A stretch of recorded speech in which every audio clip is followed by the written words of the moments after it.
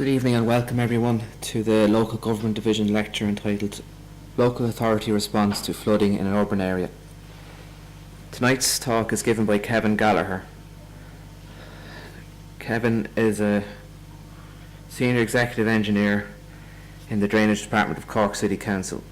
He is involved in the management of the city's drainage infrastructure, including the drainage system and the flooding. In this presentation, Kevin will discuss flood risk in Cork City and the emerging preferred options for the flood relief along the lower River Lee. Cork City is prone to flooding from tidal, fluvial and pluvial sources. The presentation will discuss the risk posed by each of these flooding sources, illustrated by recent events, and the response of the City Council in conjunction with other agencies to these risks and events.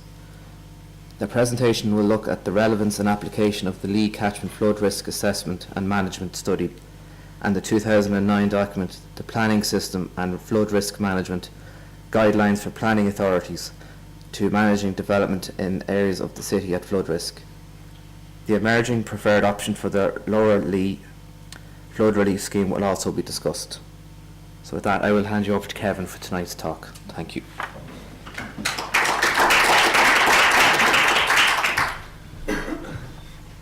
Thank you, Paul. Good evening, everybody, and thanks for coming here. I know it was difficult this evening for a lot of you, the conditions in town.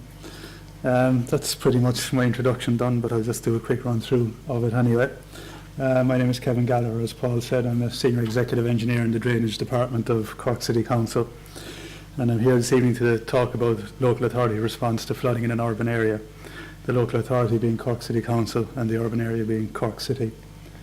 By way of introduction, I will begin by talking about the context, which is the location and geography of Cork City, which lend it to being flood prone.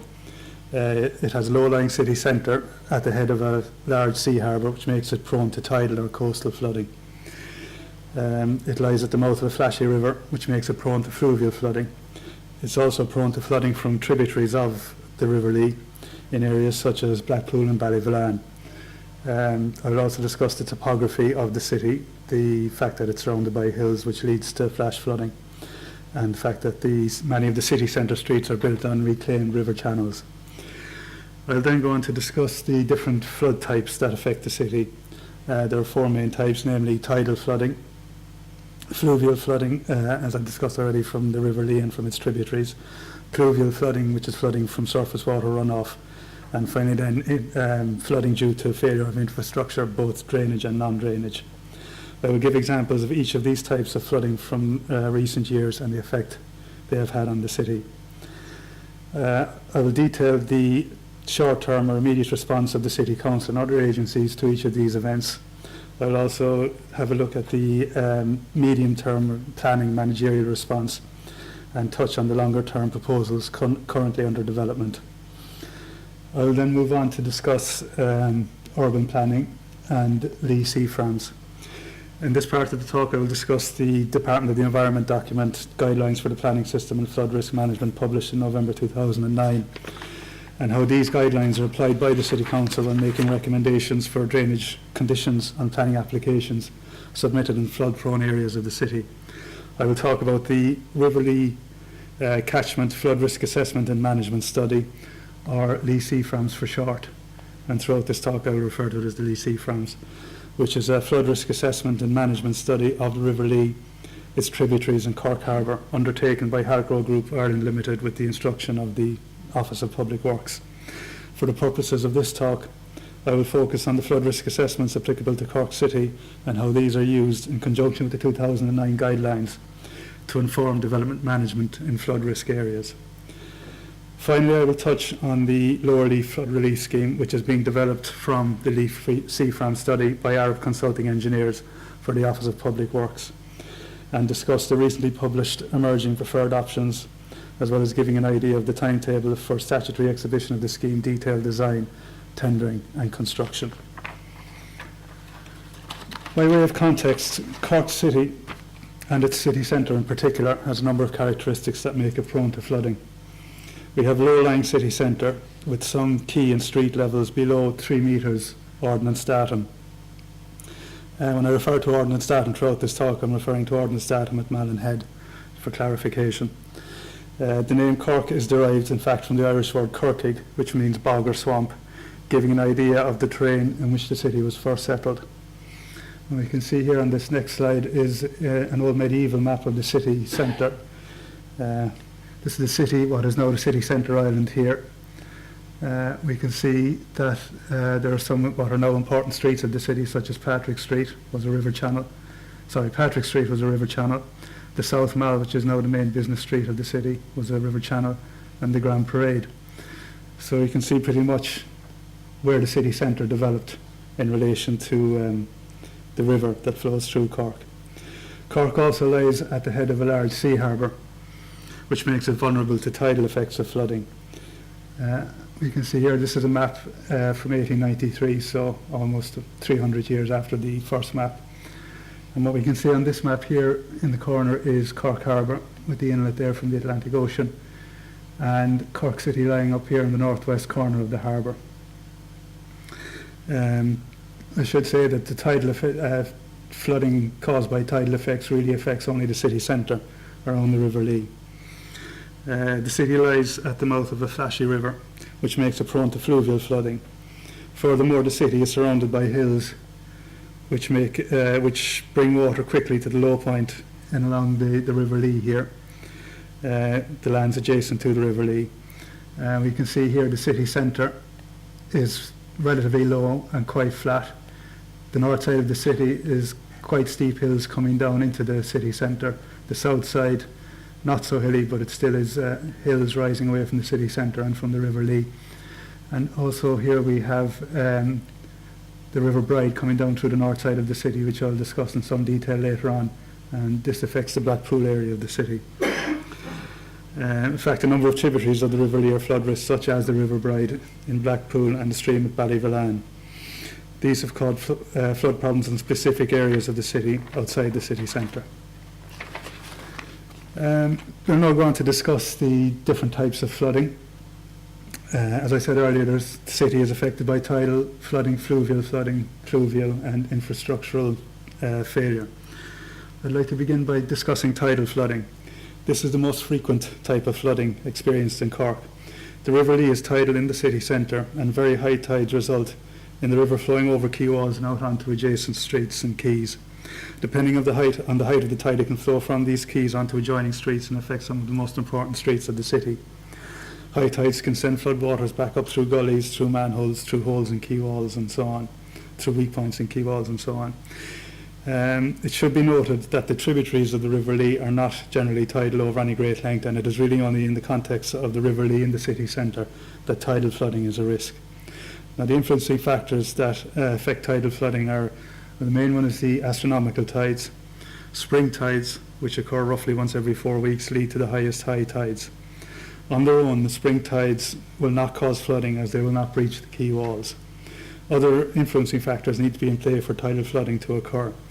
The exact height and tide or time of astronomical tides are predictable, and in fact in the drainage department we get issued with these tide tables every 12 months, so we know 12 months in advance the dates and times and the heights of the astronomical tides. In fact, we just got the tide tables for 2015 in the last couple of days.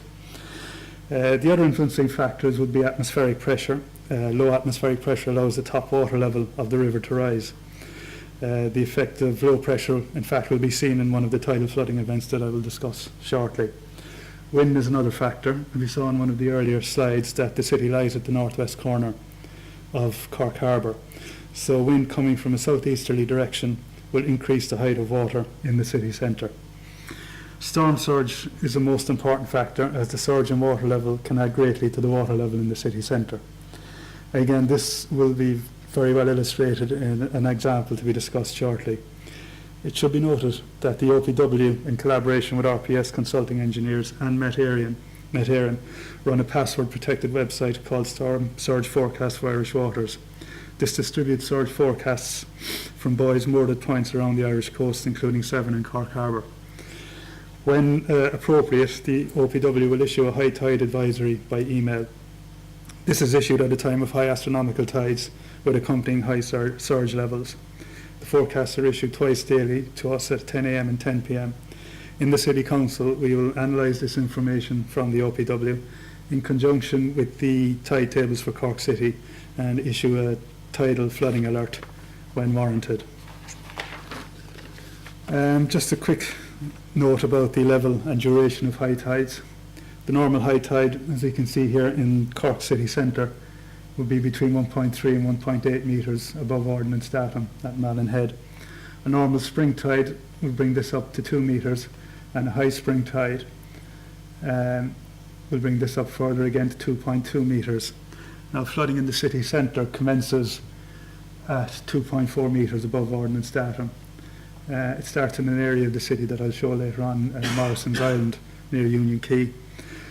So what we can see from this is that astronomical high tide on its own will not cause flooding in the city centre. It requires other factors to be in play. We can expect then, if the storm surge on top of the astronomical high tide sends the level up to 2.8 or up to 3 metres, then extensive flooding will follow. Another feature to keep in mind about tidal flooding is the short duration of the event. Flooding might start typically, say, 1.5 hours or 2 hours before a highest tide, and will be expected to recede again 1.5 to 2 hours after the highest tide. It should be noted that storm surge can keep the waters rising for a time after the highest tide.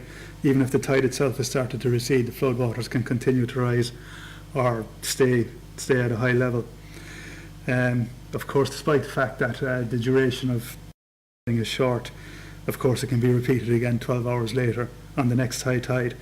And with spring tides happening over a couple of days, can be repeated continuously over a number of days. It is only when either the astronomical tide or the storm surge or both start to lessen that the flood risk dissipates. I will now discuss two recent tidal events, some of which made the news earlier this year in January and February.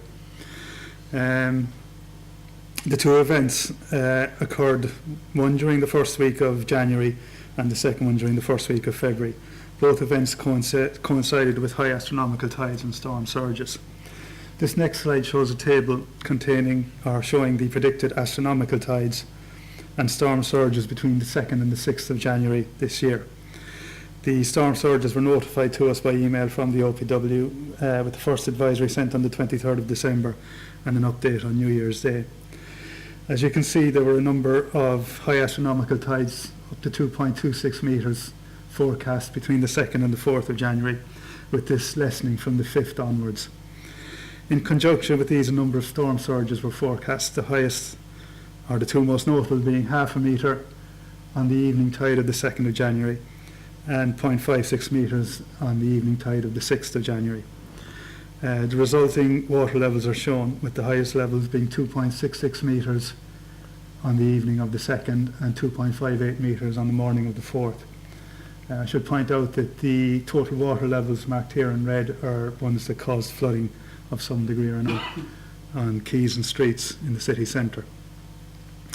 I'm going to show now a few stills from CCTV video clips that were taken at the time of the flooding, just to show the first series of stills show CCTV footage of the South Mall in the city centre that was recorded on the evening of the 2nd of January between 6:15, which was the time of high tide, and 7:15. What you can see here, basically, the South Mall, the River Lee basically runs parallel to the South Mall, kind of out here somewhere. So the water has come in over the quay wall out of Morrison's Island, has flowed down through side streets out onto the South Mall, and you can see here it's coming up through gullies and flooded this part of the road here. You can see in the next still here that the flooding, you can see here further up the South Mall, has actually crossed the crown of the road and gone to the far side of the South Mall away from the river, and is now flooding both sides. And what you can see here is, in fact, traffic coming up to the South Mall is starting to drive down the centre of the road. The South Mall has 2 lanes of traffic going in a one-way direction in this direction, but because of flooding on either side of the road, the traffic is going in to use the crown, which is the only part of the road that's still dry at this point. And this is half an hour after high tide. A little bit later on we can see that the flooding, this shows again, this is at 7 o'clock, so 15 minutes after the previous slide. And what we can see here, in fact, is that there's a pedestrian. Obviously the footpaths are flooded here because this pedestrian is actually on his way out to walk down the centre, the crown of the road, in amongst the traffic in order to keep his feet dry. And this shows at this point at 7:15, an hour after high tide, the South Mall is still flooded on both sides. The crown of the road in the middle is still the only dry area, and now we have traffic and pedestrians and cyclists and everybody using the crown of the road to get up and down the street. This next series of clips was taken on the morning high tide of the 6th of January. This shows the lowest part of the city centre. This is Trinity Bridge. It's a pedestrian bridge in the city centre, which is always the first. When the tide reaches 2.4 metres, this is the first part of the city centre that will flood. And Union Quay alongside it, and on the far side of the river we'll see another cliff, is Morrison's Island, which also floods. And we can see here at 8:40 p.m. High tide on the morning in question was at 9 a.m. But here we are 20 minutes before high tide and the street is flooded. We can see this is Morrison's Island on the far side of the river. The full width of the roadway here is flooded. You can see the floodwaters are up to the wheel wells on these cars. The footpath is dry and the pedestrians are using that. Here we have 8:49, a few minutes later, and getting closer to high tide. We can see perhaps more clearly here in this still than the other ones that Trinity Bridge, the lowest parts of it where it comes onto the quays, are now flooded, as is Union Quay. This is at 9:40, so this is almost an hour later. This is 40 minutes after high tide. And we saw in an earlier clip of Morrison's Island that the full width of the roadway was flooded. We can see here now that the floodwaters have receded somewhat, just to the quay wall in fact. Trinity Bridge is now completely free of water. Traffic is moving up and down Morrison's Island. The cars that were unfortunately parked here appear to have gotten away safely. And this shows, I suppose, basically how quickly the flood waters recede when the tide turns. And finally then we have here 10 o'clock, an hour after high tide, and the flood waters have receded even further. A few brave people are parking their cars again, and Trinity Bridge is completely water free.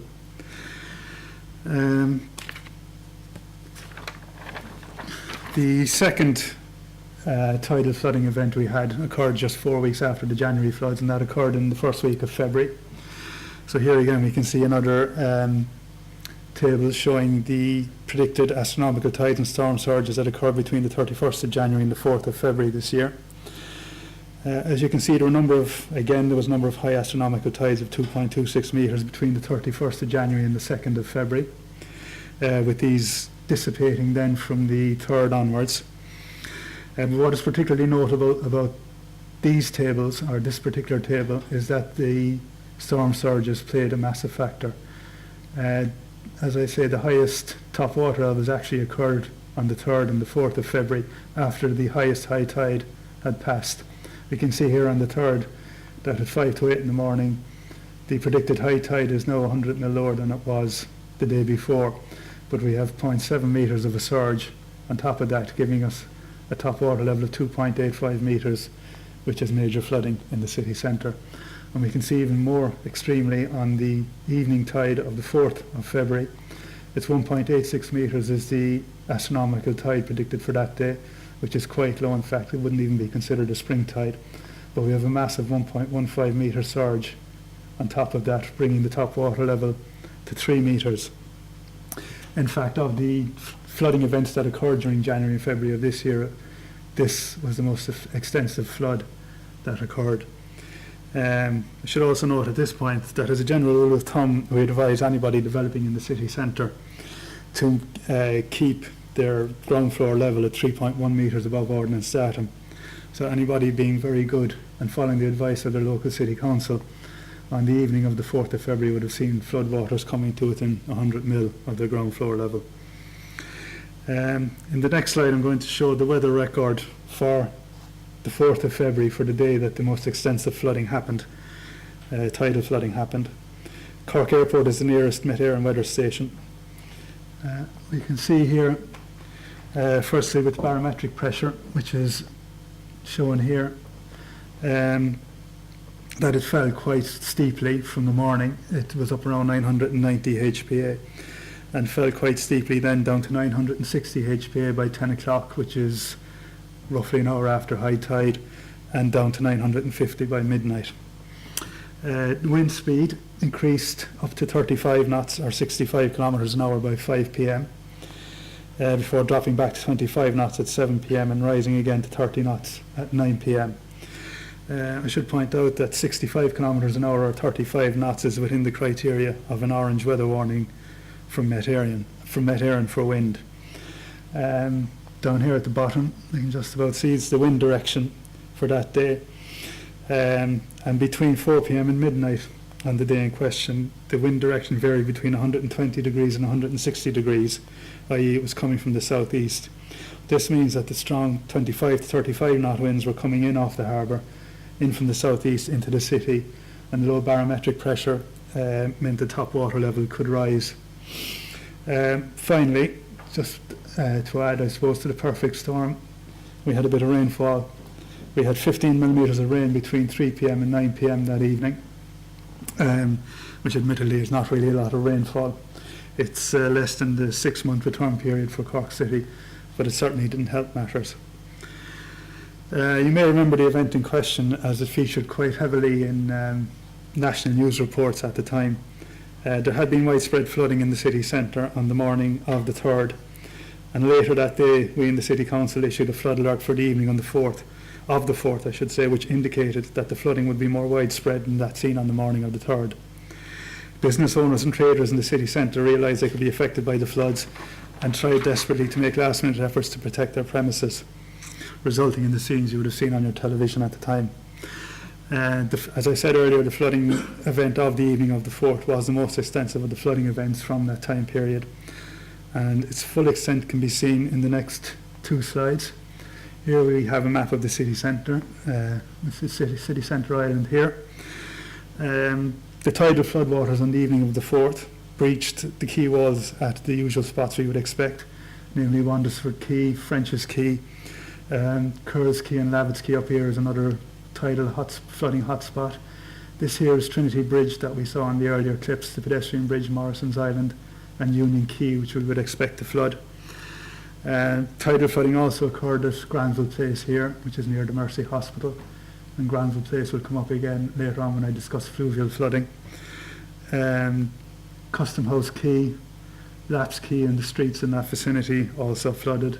Patrick's Quay and Penrose Quay, Albert Quay and Kennedy Quay here near the City Hall, near where my own offices are, flooded. And such was the depth of the floodwaters that they flowed from Morrison's Island out onto the South Mall here, which we saw in some earlier clips as well, down onto Oliver Plunkett Street, and finally out onto Patrick Street. And in fact, later in the talk I'll have a clip showing a photograph of the flood in Patrick Street from that evening.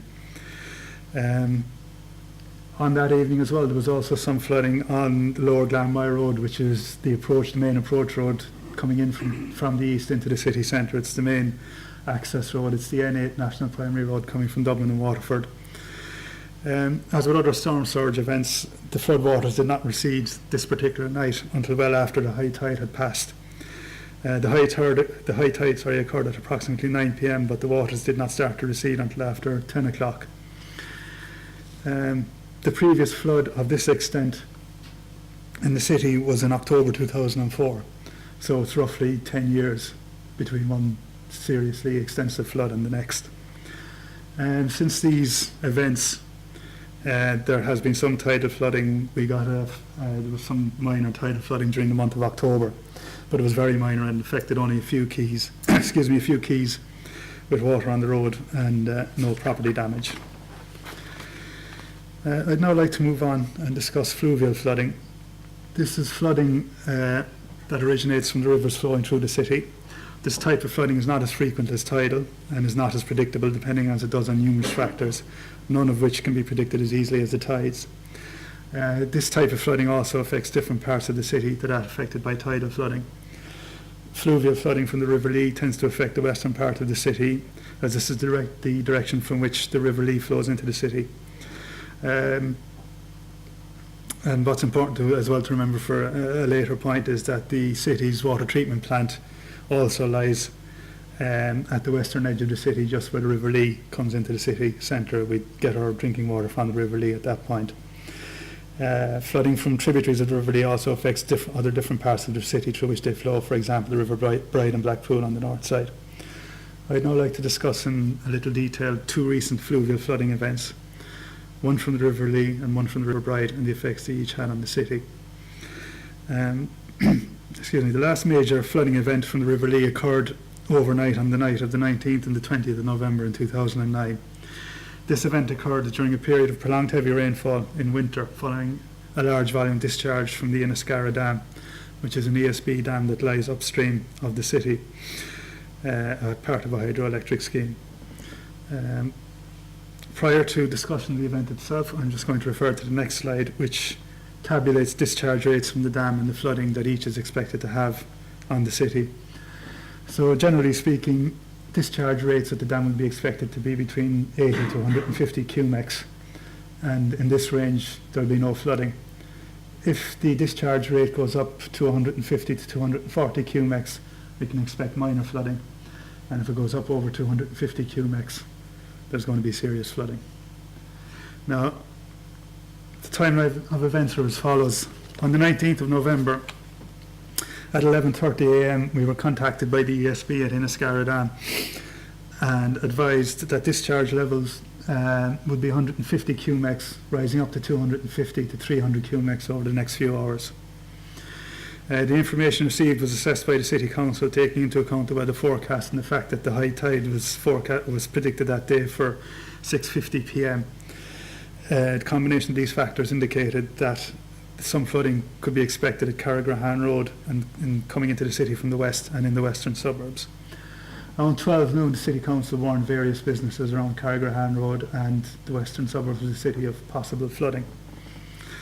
At 2:30 p.m, a flood warning was issued by the City Council to relevant internal staff, to external subscribers and to the local media.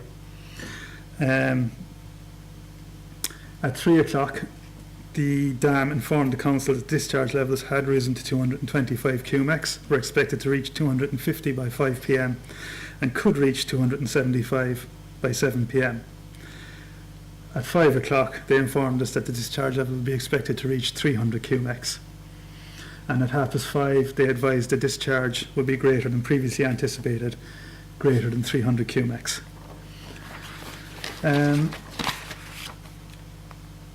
At 10 to 7, the time of high tide, water level was checked at a water level gauge at Laps Quay in the city that's used to assess tide levels.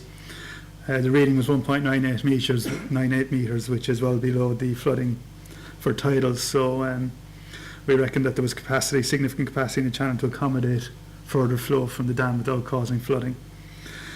Various other checks were done and everything seemed to be okay.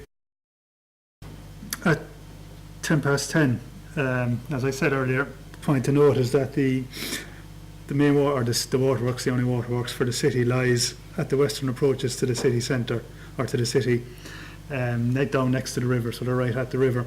And at 10:10 on the night in question, the staff at the waterworks got concerned because they knew the high tide had passed, but the water levels were continuing to rise at the waterworks, and they could see a situation where it was about to become inundated. So they then contacted the ESB at the dam to find out what was going on, and at that point the ESB told them that the discharge is expected to go up to 450 cumex. By 11 o'clock, by 11 p.m, Carrigrahan Road on the western approaches to the city was under a heavy flood. The City Council mobilised the army. At 23:28, or sorry, by 11:30, the City Council had mobilised the civil defence. And at midnight, the decision was taken to shut down the Lee Road waterworks due to flooding of the waterworks. So now, before I go on to the 20th of November, we have a situation with this particular flood event where, in effect, it's having two effects. It's having a direct effect on the western part of the city, whereby it's obviously flooding. It's flooding businesses, it's flooding roads, and it's flooding residential homes, and it's directly affecting people. It's also having a secondary effect, basically, on the rest of the city, in that the water supply has now been shut off to the rest of the city because the waterworks has been flooded. And in fact, on the morning then, at 3 a.m. on the morning of the 20th of November, the drinking water incident response plan, which the word response should be in there, was initiated. At 4 a.m, Keywall, remember I mentioned earlier, Grenville Place in the city centre was affected by tidal flooding during the February floods earlier this year. At the time of this particular flood, the Keywall collapsed at Grenville Place due to the pressure of the water in the river, and allowed the water to come in around the streets in that area and caused some severe problems around the Mercy Hospital, which is a large hospital in the city centre. Between 4 a.m. and 6:30 a.m, basically everybody was out in the streets dealing with the flood. Gardaí, Army, City Council, building control staff, housing staff, fire brigade, civil defence, water engineers, road staff. By 7 a.m, the City Council had commenced arrangements for the provision of water supplies to most of the city by tankers, and this continued on for a number of days as water supplies were restored to various different parts of the city. So I suppose, taken in all, just to summarise, and by the 29th of November then, piped water supplies had been restored to most households in the city. So that's 9 days effectively after the flooding event happened. To summarise, basically the general effect of this flood was the City Council evacuated 100 people from flooded areas and provided them with temporary accommodation. Following the flood, we provided a service to householders, removing furniture and other bulky items, carpets destroyed by the flooding. 300 households availed of this service. 2,000 tonnes of rock were brought into Granville Place on the evening of the 20th to breach the hole, or to fill the hole in the quay wall. 800 tonnes of rock were brought to another quay wall breach that occurred on Sundayswell Road. And I suppose the longer term upshot of this particular incident was that there's no, as I will come to later on when dealing with the response to flooding, there's now a formal line of communication between the City Council and the ESB at Inniscarra Dam, and discharge rates from the dam now form part of our sort of response plans to flooding events. I'd now like to, here we have just a slide showing the full extent of that particular flood event. We can see here, this is the River Lee coming into the western part of the city. This is the border between the city and county. The waterworks lies here. As you can see, this is quite extensive. Basically the whole complex was flooded and the water supply to the city was cut off. This is Carrigahan Road, flooded, and surrounding areas. And then we come in along the Western Road into the city centre, the Mardyke area, all flooded. Sundayswell, part of Sundayswell Road here flooded. And the floodwaters continued in along Western Road, Washington Street, right into the city centre, Grenville Place here, and allowed the water in to flood around this area, around the middle parish. And this is Grand Parade in here, Patrick Street in the South Mall, and this was basically the full eastern extent of the floodwaters. That's as far as they reached into the city centre. The second fluvial flooding event I'd like to talk about is one that occurred on the tributary of the Lee, the River Bride, in Blackpool, and this occurred on the 28th of June 2012. On the evening of the 27th of June, we received a severe weather warning from Met Éireann. In fact, the whole country did. Rainfall of up to 70 millimetres was predicted to occur between 6 p.m. on the evening of the 27th of June and 12 noon on the 28th. So over approximately 18 hours there, I think it is, 70 millimetres of rain was going to fall. In line with protocols that have been developed since 2009, we checked the situation within the Inniscarra Dam, and we're told discharge rates were normal for the dam and were going to be kept normal. There was no risk of tidal flooding during this time. So the expected result was that there would be some ponding on streets, and the traffic section were put on alert for possible road closures. On the morning of the 28th of June, between midnight to 3 a.m, in excess of 30 millimetres of rain fell, with 18.3 millimetres falling between 1 a.m. and 2 a.m. Now, to put that in some context, the Met Éireann will issue a status red severe weather warning if greater than 40 millimetres is expected to fall in 6 hours. So we had 3/4 of that rainfall in half the time. Around 2:30 a.m, the first flooding report started to come in from Blackpool, between 4 a.m. and 6:30 a.m., the volume of water in the River Bride exceeded the culvert capacity. I should say at this point that the River Bride is actually, it comes into the city from the north side, or from north of the city, and is open until it's an open river channel until it comes into Blackpool, from where it's culverted into the River Lee in the city centre. In fact, the main road that goes through Blackpool is called Watercourse Road, for a very good reason, because that's what it used to be before it was culverted. And in fact, at this point in time now, following the Cork Main Drainage Scheme in 2004, there's in fact 2 culverts coming underneath Blackpool, carrying the River Bride and the Glen River, another tributary of the, which is in fact a tributary of the River Bride. And so we have 2 culverts coming into the city centre from Blackpool. And however, the volume of water on this particular morning was such that it exceeded the culvert capacity and caused flow out onto the streets of Blackpool, out onto Watercourse Road and Thomas Davis Street, another street with depths of water up to 1.2 metres. I should also note at this point that, as well as a problem occurring at the culvert in Blackpool, the River Bride also burst its banks further upstream, where it's still an open river at the Commons Head, and flooded the N20, which is National Primary Road, the main road coming into the city from Limerick. By 8:30 a.m. the flooding had abated, so thankfully it only lasted a couple of hours, although it did an awful lot of damage during those couple of hours.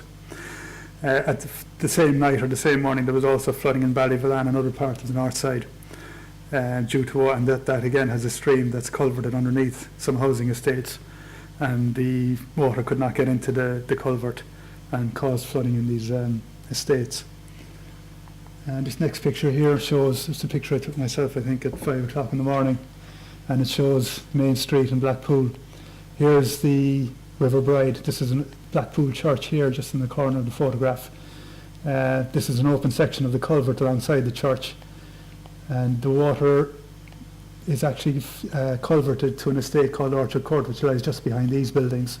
When it couldn't get into the culvert, it flowed out onto Orchard Court, came out a laneway here, linking Orchard Court onto Thomas Davis Street, and then flowed down the main street, causing the effect you can see here.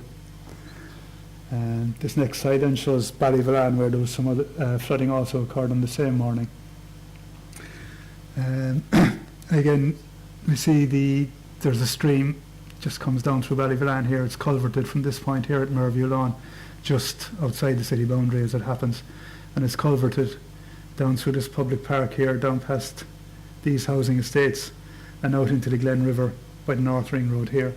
The water couldn't get into the culvert up here in Merview, so it basically followed the same route that it always does, only it followed it overland and flooded these estates here, Meelick and Park Court here, another estate that got very badly inundated with the same flood. Now I suppose the longer term effects of these particular 2 flooding events, and we'll see it later on, is when it comes to the Lower Lee flood relief scheme, is that Blackpool and Ballyvillan are specifically mentioned in it now and have their own sections within that flood relief scheme, looking specifically at work that needs to be done in these 2 areas to relieve flooding, in addition to relief works along the main channel of the River Lee, or main channels I should say, of the River Lee itself. So they're the 2 main types of flooding and some recent events we've endured in the city. Other types of flooding then that we endure from time to time would be pluvial flooding, which is flooding caused by rainfall runoff that does not get into the storm sewer system and instead runs overland and floods properties. This typically happens during heavy rainfall events, and we have some occasionally recurring issues in the city. The solution to this problem is capital investment in upgrading local storm sewer system and eliminating capacity issues. Infrastructural flooding can occur due to failure of infrastructure, which can be either non-drainage or drainage. A recent example of non-drainage infrastructure failure is a burst water main that occurred on the Fever Hospital steps on the north side of the city. The escaping water flooded a number of houses locally, and the issue was resolved simply enough by shutting off the supply to the water main and repairing the break. An example of drainage infrastructure failure occurred twice during July and August 2013 in Shandon Street. Two heavy rainfall events occurred during the space of a week, the last weekend and the first weekend of August, flooding a number of small business premises, approximately 5 of them in the middle of Shandon Street. Now, Shandon Street is quite a hilly street, and it was a bit of a puzzle to us that these premises in the middle of the street were getting flooded. Subsequent CCTV investigation showed that the combined sewer that served Shandon Street had a blockage positioned just adjacent to the lowest of the 5 businesses. A steel reinforcing bar had become lodged in the sewer, and over time a ball of rags had wrapped itself around the bar, greatly reducing the capacity of the sewer. This did not become evident, obviously, to anybody until the heavy rainfall events in the summer of 2013, when the much reduced capacity suddenly became an issue. That was resolved easily enough too when we dug down to the blockage in the sewer, removed it, repaired the pipe and reinstated the street, and thankfully there have been no problems at this location since then. Now, having dealt with some of the flooding issues that we've had to endure in the city in recent years, I'd like to talk a bit about the response of the local authority to these. I'll look at basically sort of medium-term managerial or planning issues and policies that are being put in place to deal with flood risk, as well as more practical short-term responses on the ground, so to speak. The first thing to keep in mind when talking about flood response to flooding in Cork City is that currently there's no overall cohesive flood defences for the city. Certainly there are individual small-scale defences in various locations, but as yet no overarching system. And this is the first consideration when devising a response. In the absence of defence, there is a need for a forecast system for flood events. As discussed earlier, this is now in place for tidal flooding and for Inniscarra dam discharges, and can be summarised as follows. This is a section of the document I have here, the Cork City Interagency Flood Emergency Response Plan, which is a confidential document, so I won't be distributing it afterwards. This is a table of part of the plan, and we can see here that we have basically various alert levels depending either on discharge rates from the dam, which we've gone through earlier, and we also have tidal heights, which I've discussed in some detail as well. So alert level 1, we basically have no floods expected, and is normal. For alert level 2, in this range, minor flooding can be expected, and for this routine preparations are put in place. And by routine preparations I mean basically the traffic section are alerted, and they'll go out and they'll close off whichever streets are predicted to flood, or divert traffic and put in a traffic management plan in conjunction with the Gardaí around the floods. We in the drainage department won't really respond at this point to the flooding if it's tidal or if it's because of discharge rates at the dam, because there's not really a whole lot we can do at that point. Alert level 3, we're getting into serious flooding, and the flood emergency response will be put in place. Flood response group will be convened, which is an interagency group consisting of the City Council, the HSE, the Army, the Navy, the Guards, Civil Defence, the OPW and so on. And that will undertake certain actions such as, excuse me for a minute, such as for alert level 3, basically we'll call the agencies together, we'll issue alerts to the media, get evacuation plans in place, rest facilities, centres, facilities, food and so on, collect and maintain records of the flood, and consider requirements for the aftermath of the flood. Alert level 4 then will be decided by a flood assessment team, which again consists of the interagency groups, and that could possibly involve a major emergency plan being called into play for Cork City and for the Cork area. The other issue that this report deals with would be Met Éireann severe weather warning for rainfall. This basically is just taken from the Met Éireann National Weather Warning scheme. So we can see here that for rainfall we have a red and severe weather warning we put in place for greater than 70 millimetres in 24 hours, 50 mil in 12 hours and 40 mil in 6 hours. Severe weather warning we'll put our own plans in place in the drainage department. I just show here, we get the severe weather warning for rainfall. We'll review equipment and manpower in the drainage department, liaise with road maintenance regarding keeping gullies clear, alert staff officer and admin that requests for assistance from the public are going to be coming in thick and fast, and that they're to be transferred as quickly as possible out to outdoor staff to deal with. We'll liaise again with the traffic section regarding road closures. As you can see, whenever flooding is predicted, no matter what the source, the traffic section seems to get all the work, but that's how it is. We'll inspect and clean where necessary river screens around the city, respond to localised flooding complaints, and following the flood event then we'll check the sewer system for damage and repair, and we'll assist other city council sections with post-flood works. I should also like to mention that we have a flood alert system in place for the city centre, or sorry, for Cork City Council. So when a flood risk is forecast from whatever source, subscribers to the system and the media are informed by email and text alert about the flood risk. The alert will briefly describe the reasons for the expected flood risk, the times and dates it is expected, the severity and the streets that will be affected. The alerts are updated as information becomes available to the City Council. That's dealing basically with flooding and Cork City Council response to flood risk as from the various different sources. I'd like to talk a bit now about the planning system and Lee CFRAMS and how that's applied in Cork City Council. I'll begin by discussing the DEHLG document, Guidelines for Planning Authorities, that was published in November 2009.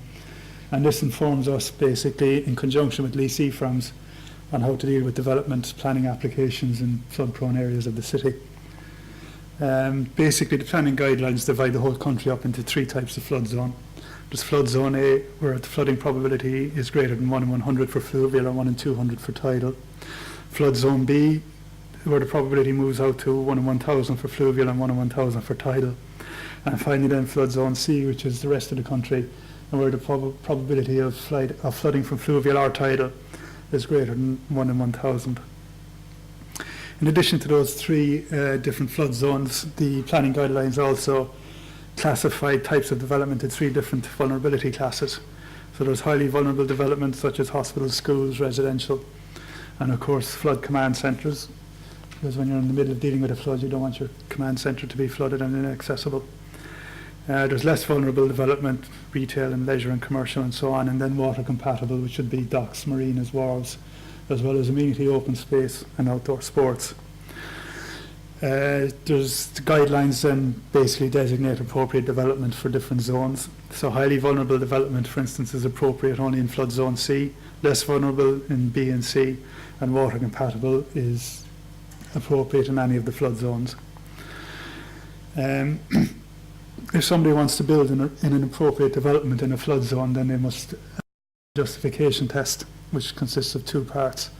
A development management justification test, in that the subject lands for the development must be zoned for the proposed use, and a flood risk assessment must be submitted to the planning authority.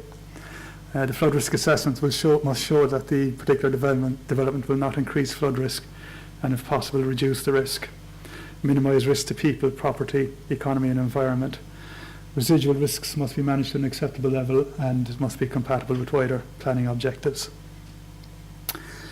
Now that's the national sort of guidelines to which we must operate. So now you want to know basically, if you're dealing with a planning application, as to what zone the particular development falls into. And for us in Cork City, we have the Lee CFRAMS flood maps to help us decide on that. Now, as I said earlier, the Lee CFRAMS is a catchment-based flood risk assessment and management study of the River Lee catchment, whose final report was published in January of this year.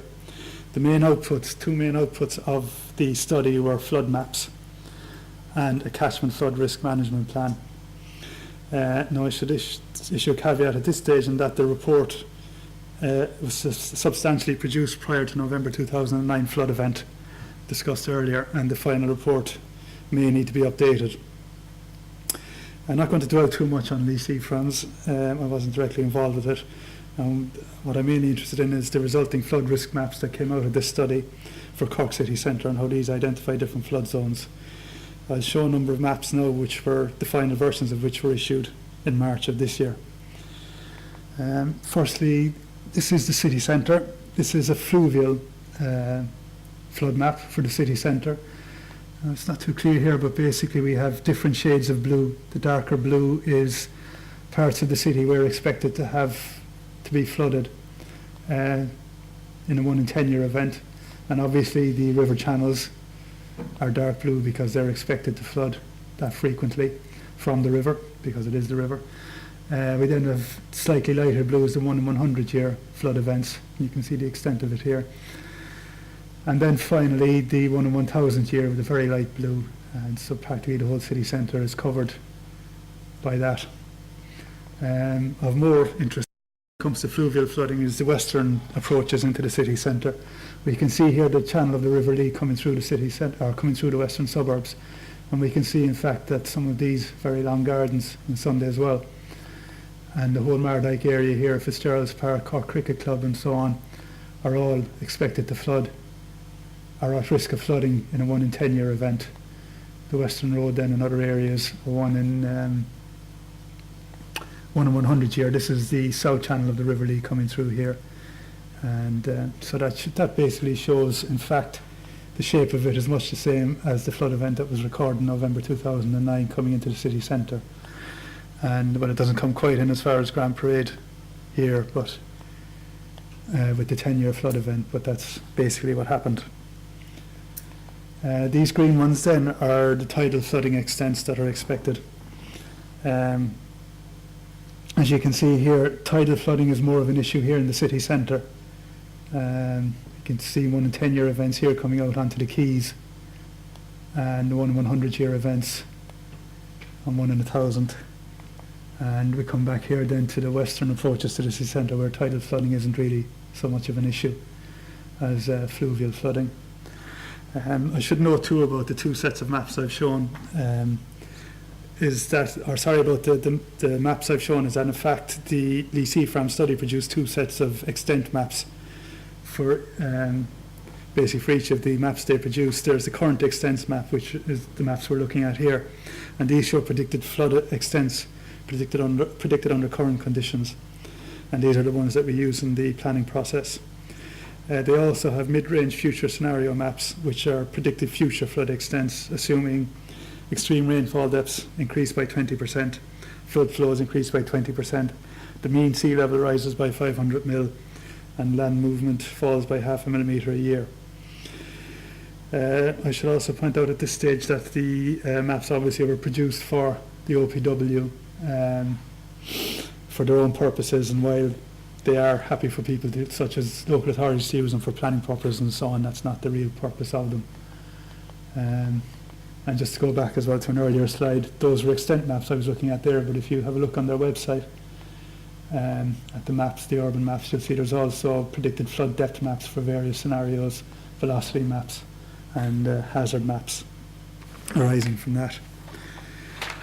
So that was the national guidelines and the Lee Seaframs. Now, following on from the Lee Seaframs, obviously, as well as producing the flood extent maps, it also made some recommendations for flood defence works in Cork City, which I'm not going to go into here because these are being developed further as part of the Lower Lee Flood Relief Scheme, which, as you can see, following recent flooding events, now includes Blackpool and Ballyvolane. This is being developed by Arab Consulting Engineers in conjunction with the OPW, and I'd like to thank Arab and Ken Leahy and their Cork office for permission to use these slides. You can see here, this, as I said earlier, is the flood that happened on the evening of the 4th of February in Patrick Street. You can see the extent of it here, and an earlier example of it from 1962 from roughly the same place, which is an interesting conjunction of photographs, I think. Basically the background we've discussed much of already here, the long history of flooding, various events 2004, 09, 2014, fluvial events in 2012 and 2013 in Blackpool, the Seafram study, and then this scheme developing out of the Seafram study and the flooding events. These are the various agencies involved.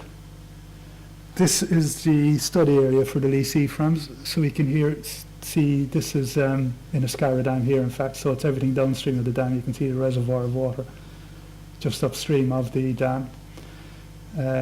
This is Ballincollig, just west of the city, and here we then have the western suburbs of the city and moving on into the city centre. This is the River Bride coming down through and into Blackpool and down on into the city centre, and the Glen River which comes down and ties into the River Bride in Blackpool and on into the city centre. Stage one of the delivery programme was development of a number of flood relief options and identification of a preferred scheme. At the moment there's emerging preferred options and scoping of a flood forecasting system building on those that we have already in place. This was to be completed by late 2014. It'll probably be done by early 2015 at this point. Public exhibition of the scheme then is planned for May of next year, with detailed design, confirmation and tender completed by November, and approximately a year from now construction is expected to start. We'll see how that goes. There was a public consultation day, the most recent one, which publicly displayed the emerging preferred options, which is what I'm going to deal with for the rest of the talk, and that was held on the 29th of July this year. If you want to see more about the scheme, actually I'd recommend looking on there. This is the address for their project website, which shows a lot of the maps and the emerging preferred options. Basically the objectives of the scheme is to develop a viable, cost-effective and sustainable flood relief scheme for the study area, building upon the findings of the Lee Seafram study. The required standard of defence they're looking for is 1%, or 1 in 100 for fluvial, or 1 in 200 for tidal, and combination.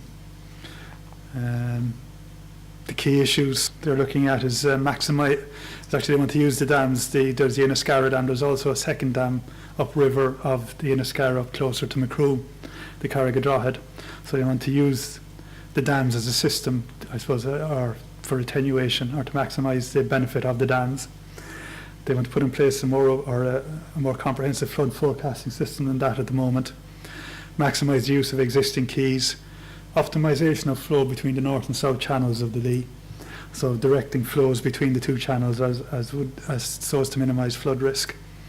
There's consideration of blockage risk, consideration of climate change, environmental considerations, alterations to drainage and other services, dealing with old culverted water courses, and by that they mean specifically, I would imagine, Blackpool, and timescale for delivery, and stakeholder and landowner consultation. This is the extent of the problem. This is basically a flood extents map, which combines, I think, the tidal and fluvial flooding from Lee Seaframs, which you've seen already.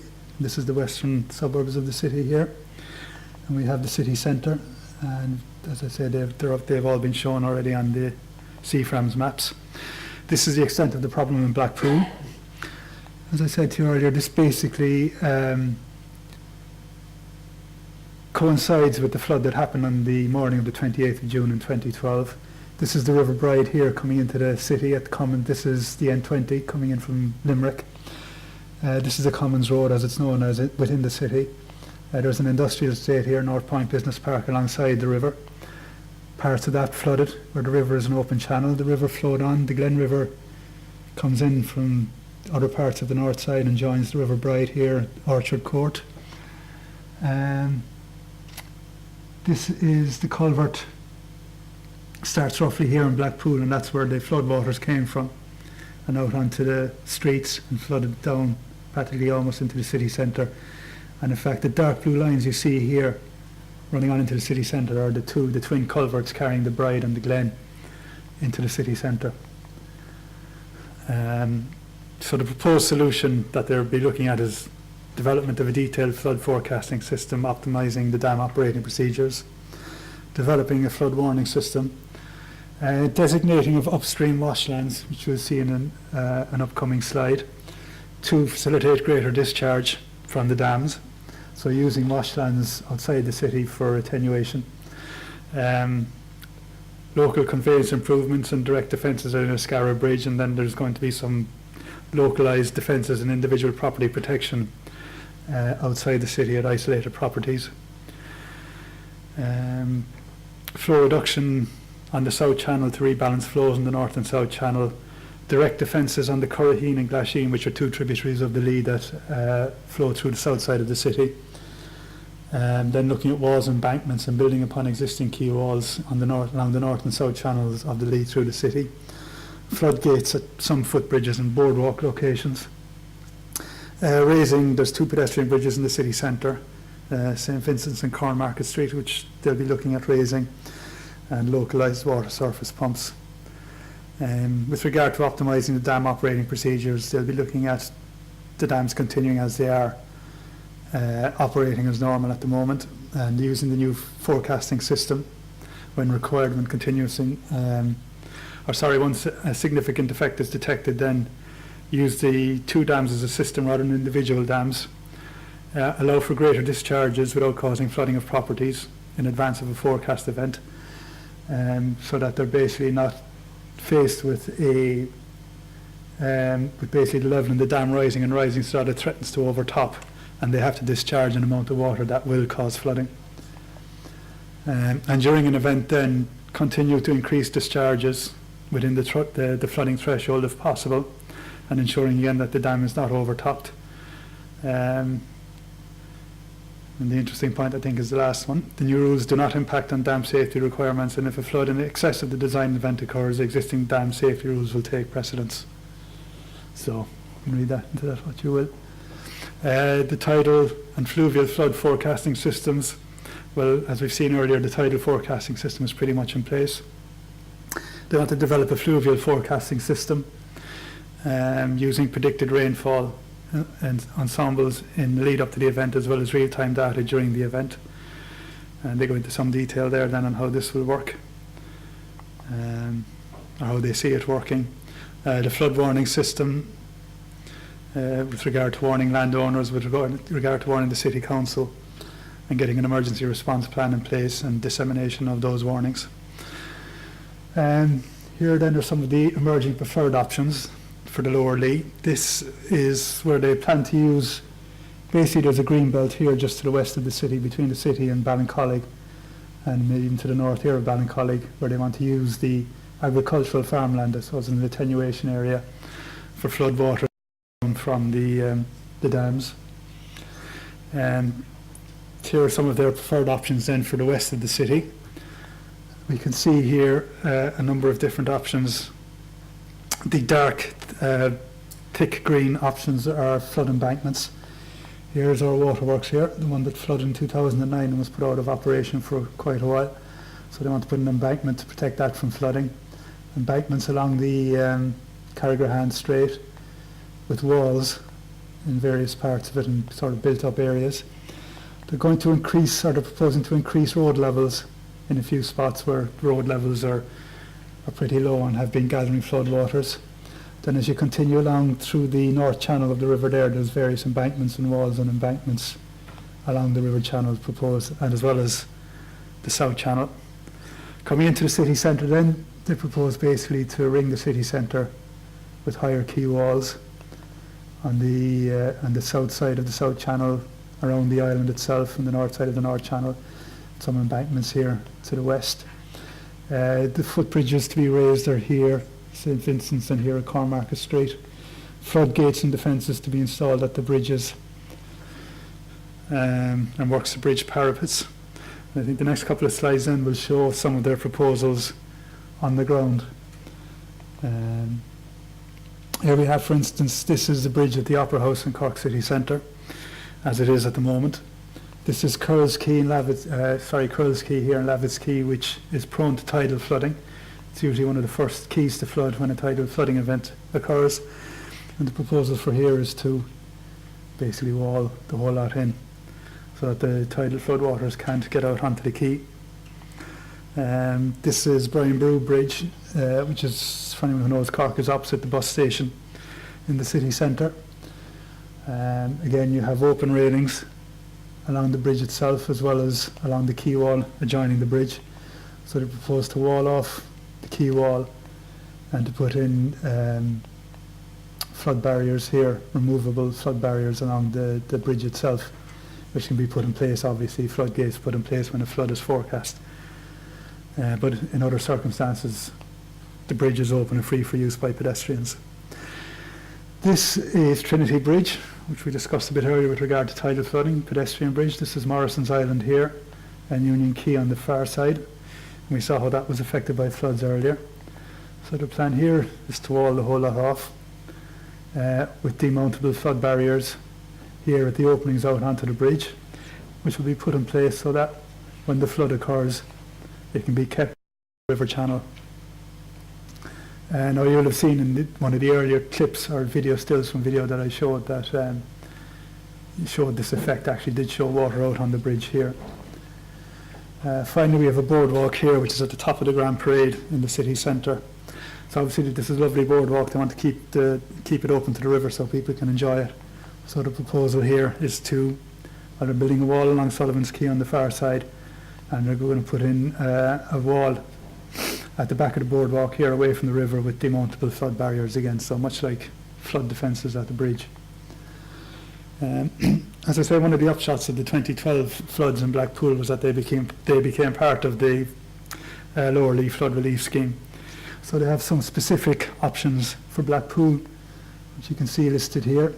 I won't go into all of them in any great detail, except to note that they propose to put in flood defence walls at Orchard Court, which is where which is at the mouth of the culvert, and it's where the flood waters came from, the 2012 flood.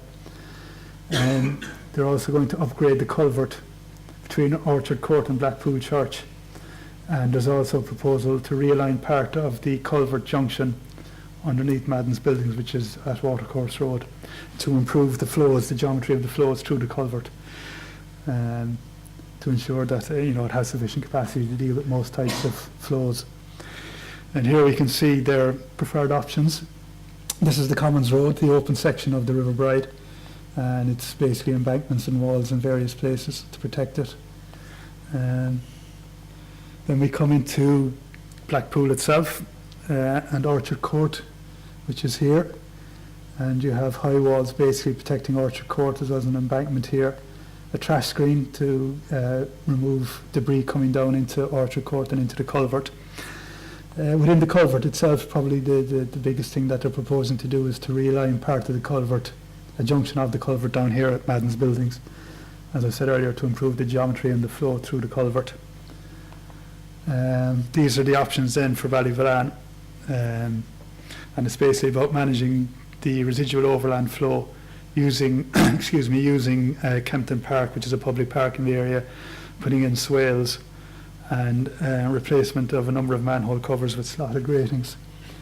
And we can see here the options for Ballyvalan there with using this. This is Kempton Park, which is a public park, so we're using that for flood storage and putting in swales. This is some more green area coming down through Park Court in Meelick, again using swales to store floodwaters, as well as having open grated manholes on top of this particular culvert to allow the water to get back into it.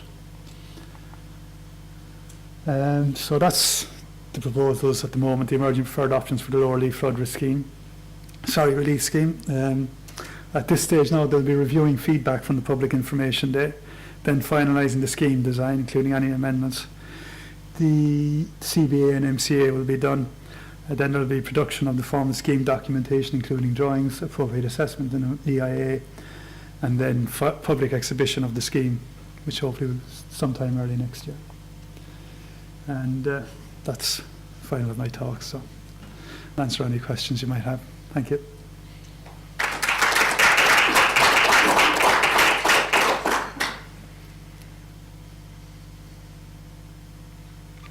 So, how much is it expected to cost? There's no figures on it yet that I've been told anyway.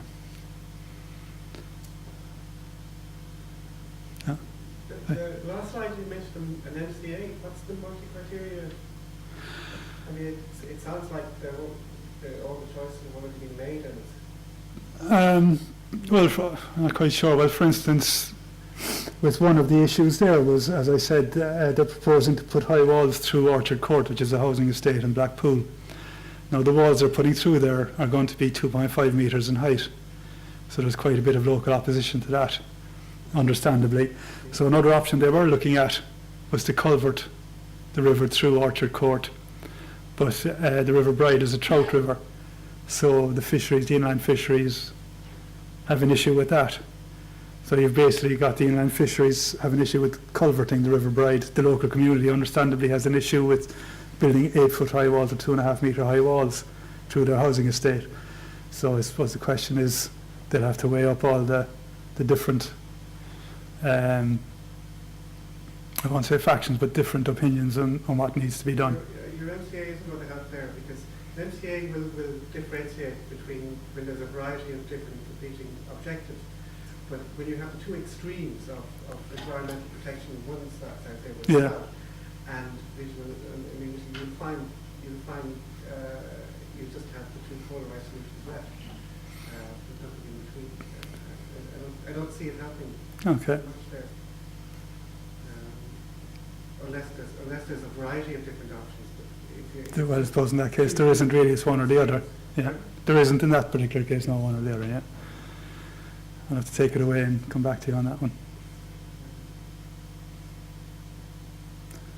Sorry, Kevin, Jim Casey, OPW. Jim? You showed a slide there that identified four alert levels, 1 to 4. The Yeah. first being minor flood, alert level 2, serious, level 3 and 4, major flood. You have defined dam discharges and also tide levels for the first 3 Yeah. alert levels, but not for the 4th one. Have they been defined? No, they haven't been defined. The latest document I have on that was published in October, or was put out in October, and level alert 4 is not defined. It's to be decided by the flood or the flood assessment team. The interagency flood assessment team will. Is that likely to be soon, do you think? I don't know. I don't know if it's going to be left as open to the flood assessment team to decide for themselves rather than having it specified. Thank you.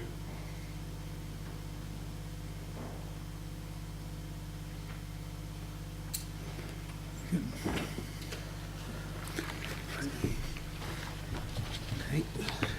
Thank you, Kevin. Very informative and interesting talk. If you could just thank Kevin once again, please, in the usual way.